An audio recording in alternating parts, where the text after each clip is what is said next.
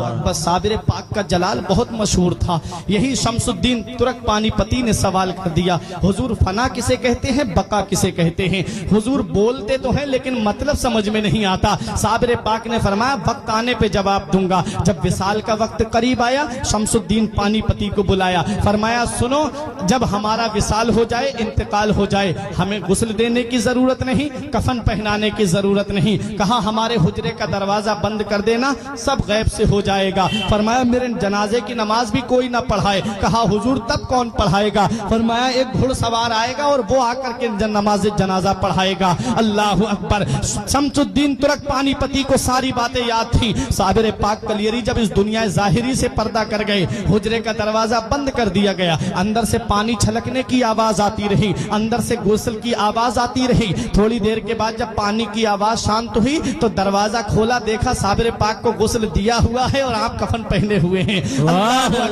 ये है साबिर पाक कलियरी। अब उसका इंतजार हो रहा है जो नमाज जनाजा पढ़ाएगा। बड़े बड़े औलिया लाइन में लगे हुए हैं, बड़े बड़े औलिया सफ में लगे हुए हैं, अपने वक्त के जय्यद उलमा सफ में लगे हुए हैं, मुरीदीन सफ में बांधे खड़े हुए हैं। शमसुद्दीन पानीपती से किसी ने कहा अरे नमाज जनाजा तो शमसुद्दीन पानीपती ही पढ़ाएंगे, क्योंकि सुबह भी साबिर पाक के साथ में रहे, दोपहर को भी साबिर पाक के साथ में रहे, शाम को भी साबिर पाक के साथ में रहे, खलबत में साबिर पाक के साथ हैं, जलवत में साबिर पाक के साथ हैं, सफर में साबिर पाक के साथ हैं, हजर में साबिर पाक के साथ हैं। हर वक्त साबिर पाक के साथ जो रहे, जिसे साबिर पाक बड़ी मोहब्बत फरमाए, उसे शमसुद्दीन तुर्क पानीपती कहते हैं। कहा यही तो नमाज जनाजा पढ़ाएंगे। तब शमसुद्दीन पानीपती ने कहा मैं नमाज जनाजा नहीं पढ़ाऊंगा, बल्कि मेरे पीर का ये कहना है कि एक घुड़सवार आकर के मेरी नमाज जनाजा पढ़ाएगा।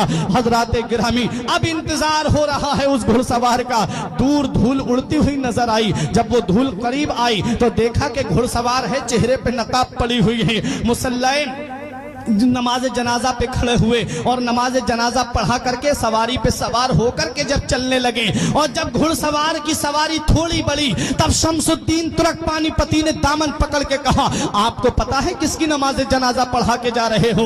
ये वो अल्लाह का वली है जिसकी शान सारी दुनिया में मशहूर है, ये वो अल्लाह का महबूब बंदा है जिसका जलाल सारी दुनिया में मशहूर है। आप जिनकी नमाज जनाजा पढ़ा के जा रहे हो, ये अल्लाह का मुकर्रब बंदा है, ये अल्लाह का नेक बंदा है, ये अल्लाह का वली है। कल मेरे साबिर की तारीख लिखी जाएगी, कल मेरे साबिर की हिस्ट्री लिखी जाएगी, कल मेरे साबिर का इतिहास लिखा जाएगा और दुनिया वाले मुझसे सवाल करेंगे ये शमसुद्दीन पानीपती, सुबह को तुम साबिर पाक के साथ में थे, दोपहर को तुम साबिर पाक के साथ में थे, शाम को तुम साबिर पाक के साथ में थे, सफर में तुम साथ रहे, हजर में तुम साथ रहे, खलबत में तुम साथ रहे, जलवत में तुम साथ रहे, हर वक्त तुम साबिर पाक के साथ में थे। जरा बताओ साबिर पाक की नमाज जनाजा किसने पढ़ाई थी?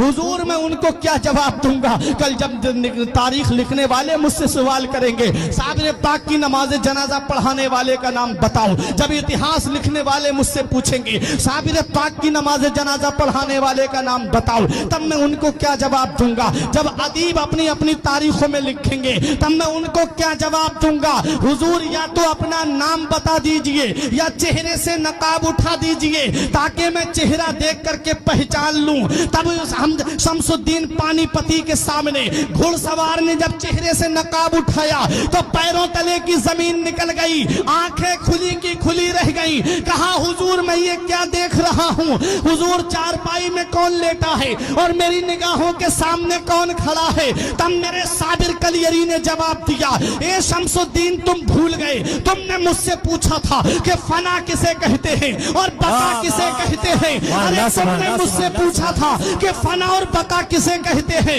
ये जो चारपाई में तुम लेटा हुआ देख रहे हो इसे फना कहते हैं और जो साबिर तुम्हारे सामने खड़ा है इसे बका कहते हैं। पता चला कि जो चारपाई में लेटा है वो रूहानी रूह का जलवा है और जो साबिर कलियरी सामने खड़े हैं उसे रूहानियत कहते हैं, उसे रूहानियत कहते हैं। रूह अलग होती है, रूहानियत अलग होती है। जिसे रूहानियत का मकाम मिलता है वो लोग